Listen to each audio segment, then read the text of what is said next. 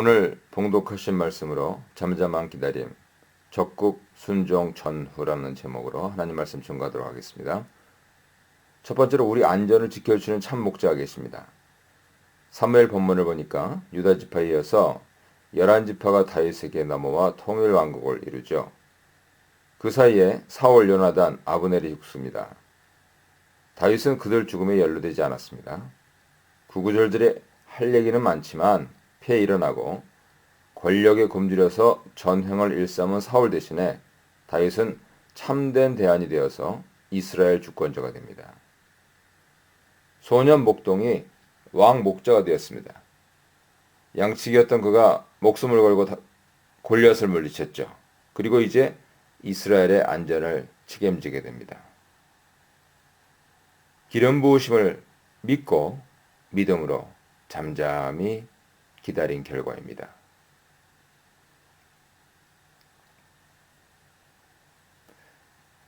지난 세월을 돌이켜보면 돌아가는 상황이 너무 힘들어서 틀림없이 하나님 뜻이 계신데 시간이 가니까 왕위는 비어 있고요. 자기 지파는 똘똘 뭉쳐서 비교 위에 서 있는 힘이 주어졌어도 첫째는 백성들이 부탁할 때까지, 즉 두 번째로 하나님이 선물로 주실 때까지 그 자리를 차지하지 않고 기다리고 있습니다. 다윗은 자기 이익에 충혈된 인간 군상들 틈에서 그들의 모략과 폭력 속에서 묵묵히 환란에서 건지셔서 생명 주신 여호와, 뜻이 계실 하나님께만 의지하고 있습니다. 사람들은 이를 무조건적인 소극이다 이렇게 부르고 싶어 할 것입니다. 하지만 성경은 이를 적극적인 순종이다 라고 말씀하십니다. 그리고 이렇게 하셔서 세상을 구원하신 분이 바로 우리 구주 예수님이시죠.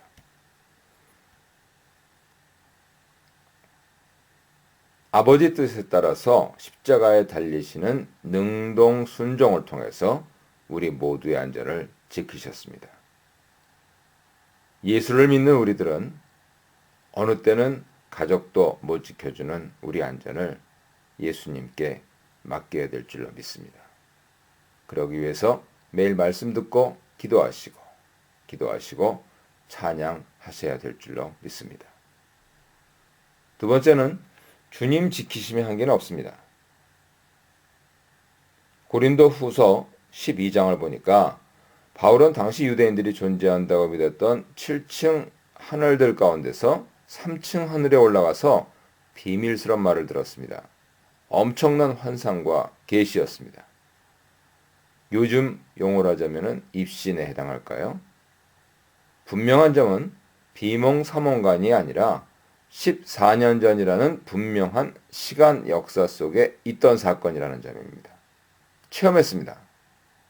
그런데 담담히 3자 입장에서 기술하고 자랑하지 않는 겁니다. 성도님들이 이런 체험을 말해주면은 안 믿는 사람들에게 신앙이 생길 수 있다고 생각하시는 경향이 있습니다. 오늘 본문에서는 사도는 오히려 안 좋다고 합니다. 만일 말씀하시는 주님 못 만나면 신기루인 사람만 계속 쫓아다니기 때문이죠. 오늘 본문 6절을 세 번역은 이렇게 말씀합니다. 내가 자랑하려 하더라도 진실을 말할 터이므로 어리석은 사람이 되지는 않을 것입니다. 그러나 자랑은 삼가겠습니다. 그것은 사람들이 내게서 보거나 들은 것 이상으로 나를 평가하지 않게 하려는 것입니다.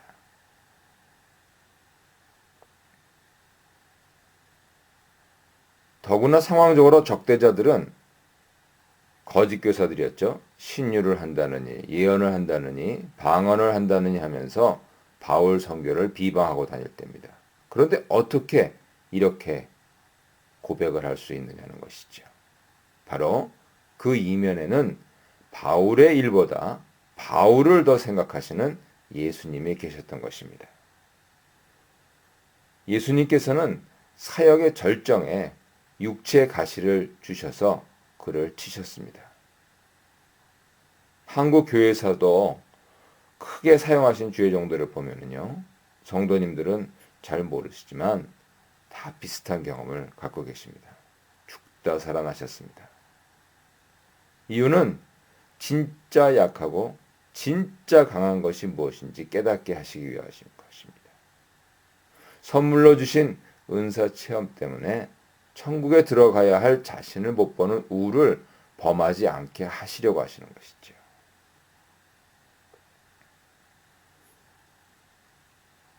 이런 의미에서 은사 받으신 분들은 자고 자만 교만하지 않도록 조심해야 됩니다. 기본적으로 교회 직분은 은사죠. 성도님들의 투표를 통해서 주님의 은사로 받는 것임을 잊어서는 안 됩니다. 작년과 올해 중직자들이 개인적인 일로 체면 때문에 또 교회가 은혜가 안 된다고 떠나가셨습니다. 오죽했으면 그러셨겠는가.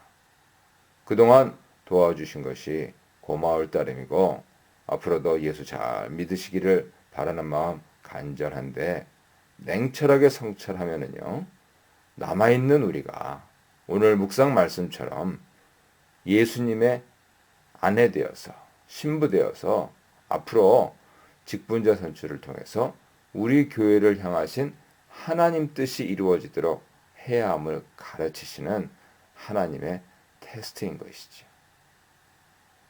은사자들은 탁월하지만은 어리석기보다는 겸손하여서 지혜롭게 되기 원하시는 주님의 뜻을 깨달아서 함부로 말하고 행동하지 않도록 조심해야 합니다.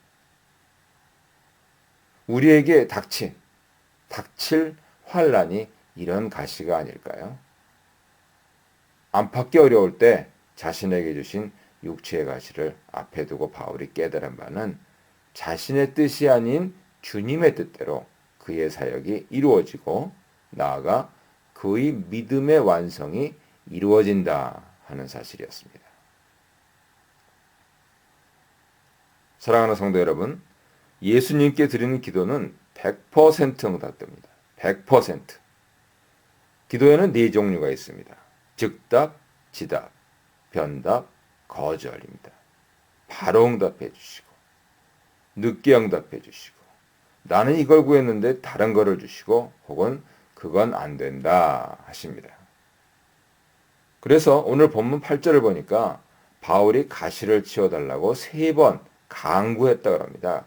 대사도가 강구했습니다. 그런데 거절하셨습니다.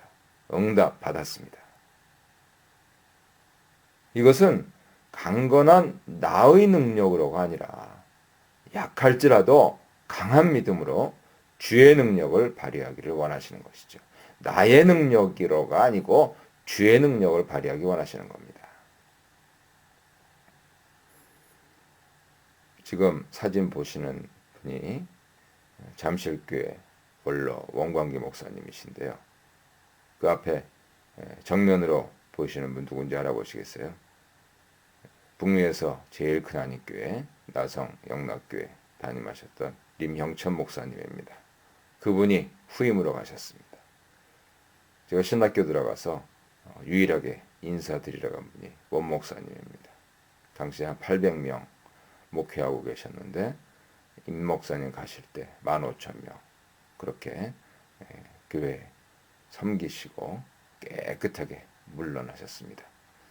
이분이 원래 중고등학교 교사 출신이시라래요. 네. 처음 예수 믿고 성경 보니까 주의 정도 해야 된다. 주의 정도 해야 된다. 계속 마음에 울림이 있어가지고 계속 피해 다니셨대요. 그런데 이제 더 이상 피할 수 없는 코너에 몰리신 겁니다. 사랑하는 모친이 사경을 헤매시게 된 거예요. 그때 누굴 찾아간 줄 아십니까?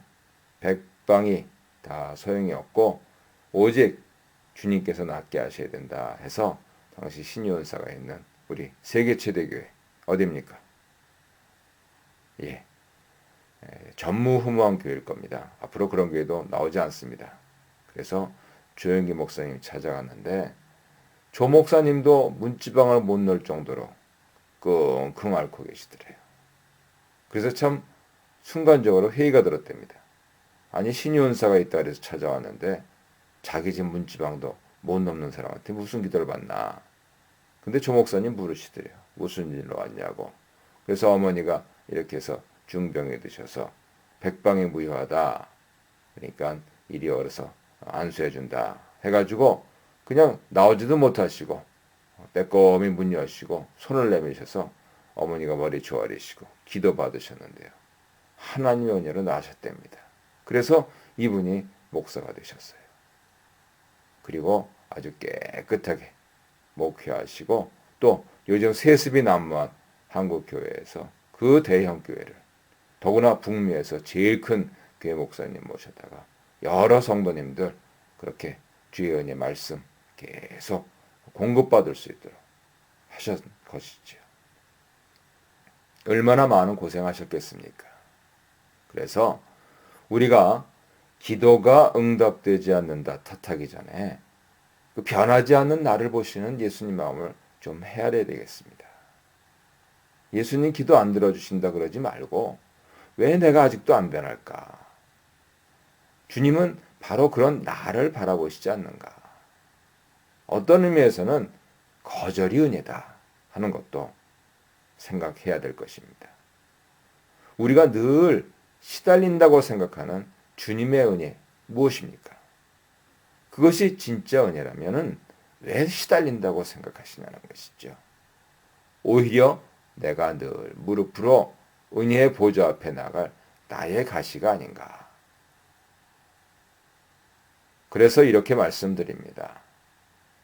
그 결과 내 소원이 응답되기 이전에 예수님의 은혜가 오늘도 나에게 임하여서 나와 가정, 우리와 교회가 하나님께 한 걸음 더 가까이 나가고 있음을 깨닫고 있는가.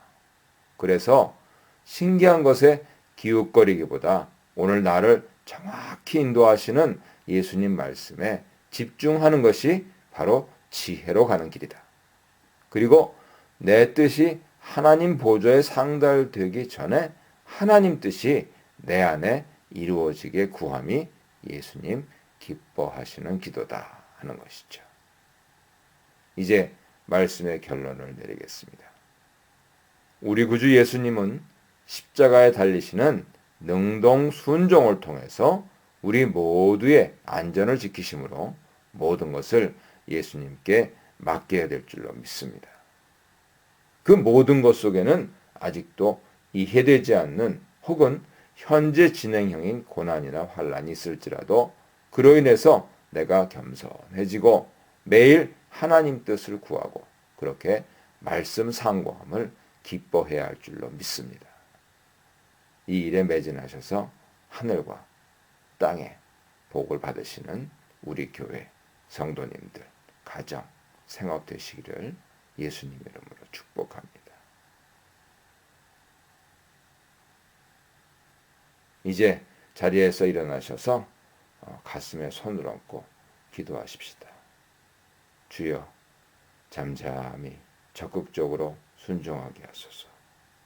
주여, 기쁘면 찬송하고 힘들면 우선 주신 것 감사하며 기도드리게 하소서. 함께 기도드리겠습니다.